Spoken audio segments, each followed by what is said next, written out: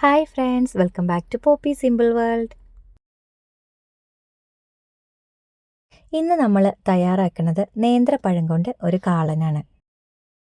അതിനായിട്ട് ഞാനൊരു നേന്ത്രപ്പഴം എടുത്തിട്ടുണ്ട്. അത് ഒത്തിരി പഴുക്കാത്ത പഴമാണ് കേട്ടോ എടുത്തിട്ടുള്ളത്. അത് ഇതുപോലെ കട്ട് ചെയ്തെടുക്കാം. ഇനി നേന്ത്രപ്പഴ കാളൻ തയ്യാറാക്കാം. അതിനായിട്ട് ഞാനൊരു മൺചട്ടി അടുപ്പത്ത് വെച്ചിട്ടുണ്ട്. ഇനി ചട്ടിയിലേക്ക് നമുക്ക് ഈ പഴം ഇട്ട് കൊടുക്കാം കേട്ടോ. അതിനുശേഷം അതിലേക്ക് ആവശ്യത്തിന് ഉപ്പ്, മഞ്ഞൾപ്പൊടി, ഒരല്പം നെയ്യും കൂടി ഇട്ട് പാകത്തിന് അത് വെന്ത് കിട്ടുന്നതിനുള്ള വെള്ളവും കൂടി ഒഴിച്ച് നമുക്കിത് ഒന്ന് മിക്സ് ചെയ്ത് കൊടുക്കാം. ഇത് നമ്മൾ അടച്ചൊന്നും വെക്കുന്നില്ല കേട്ടോ വെന്ത് കിട്ടാൻ വേണ്ടിയിട്ട്. നമുക്കിത് ഒരു 2-3 മിനിറ്റ് ഹൈ ഫ്ലെയിമിൽ വെക്കുമ്പോഴേക്കും പാകത്തിന് വെന്ത് വരും കേട്ടോ. ഈ ഒരു സമയത്ത് നമുക്കിതിലേക്ക് മധുരത്തിന് ആവശ്യമായിട്ട് ഒരു കഷ്ണം ശർക്കര ഇട്ട് കൊടുക്കാം. ഇനി ഇത് നല്ല പോലെ ഒന്ന് മിക്സ് ചെയ്ത് കൊടുക്കാം. പഴമൊക്കെ നല്ല പോലെ ഒന്ന് വെന്ത് തുടങ്ങുമ്പോഴേക്കും നമുക്കിതൊന്ന് ഉടച്ചു കൊടുക്കാം കേട്ടോ. കയ്യിൽ കൊണ്ട് നല്ല പോലെ ഒന്ന് ഉടച്ച് ഇതുപോലെ കൊടുക്കാം കേട്ടോ. വീണ്ടും ഇത് ലോ ഫ്ലെയിമിലേക്കൊന്ന് മാറ്റി വയ്ക്കാം.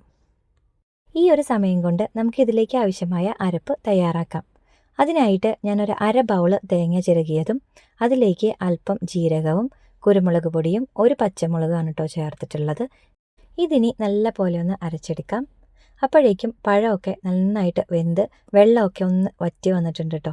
ഈ ഒരു സമയത്ത് ഇതിലേക്ക് നമുക്ക് അരപ്പ് ചേർത്ത് കൊടുക്കാം. എന്നിട്ട് നല്ല പോലെ ഒന്ന് ഇളക്കി കൊടുക്കാം.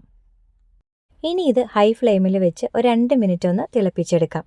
എന്നിട്ട് ഇതിലേക്ക് ഒട്ടും പുളിയില്ലാത്ത നല്ല കട്ട തൈരുണ്ടല്ലോ, അത് നല്ല പോലെ ഒന്ന് ബീറ്റ് ചെയ്തതിന് ശേഷം നമുക്ക് ചേർത്ത് കൊടുക്കാം കേട്ടോ. ഇനി ഇത് നല്ല പോലെ ഒന്ന് മിക്സ് ചെയ്ത് കൊടുക്കാം കേട്ടോ. 1 മിനിറ്റോളം നമ്മൾ ഇതുപോലെ ഒന്ന് ഇളക്കി കൊടുത്തുകൊണ്ടിരിക്കണം കേട്ടോ. അല്ലെങ്കിൽ തൈര് പെട്ടെന്ന് പിരിഞ്ഞു പോകും. തൈര് ചേർത്ത് കൊടുത്താൽ പിന്നെ നമുക്ക് ഫ്ലെയിം ഓഫ് ചെയ്യാം കേട്ടോ. ഇത് ആ ചട്ടിയുടെ ചൂടിലിരുന്നുകൊണ്ട് തന്നെ സെറ്റായി വന്നോളും. ഇനി നമുക്ക് ഇതിലേക്ക് വറവ് ചേർക്കാം.